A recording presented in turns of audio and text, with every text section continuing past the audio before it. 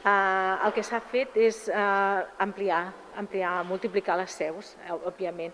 Tenim 11 seus fora de Girona, dels campus UDG, i 6 seus a centres d'aquí. Per tant, tenim més fora que no pas a la UDG. Tenim al campus Montilivi a tots els edificis i després també, que són 5 tribunals, i també tenim un tribunal al campus centre, a la Facultat de Medicina i Infermeria.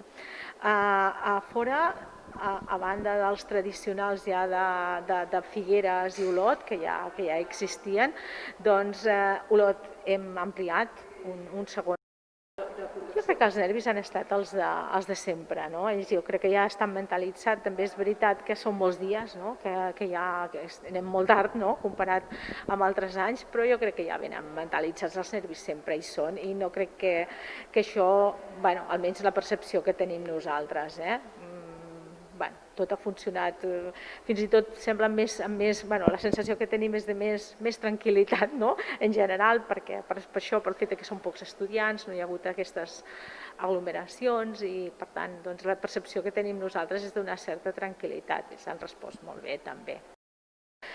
Penseu que les nostres aules no són molt grans, ni les de la universitat i per descomptat les dels instituts. Per tant, podem tenir tranquil·lament moltes aules amb un aforament d'uns 15 estudiants, 14 i de vegades 12, i potser les que tenim més estudiants són 20. Moltes, perquè mantenint aquestes distàncies no dona per gaire més. Per tant, això implica molts vigilants, òbviament. Hem multiplicat per molt el nombre de vigilants.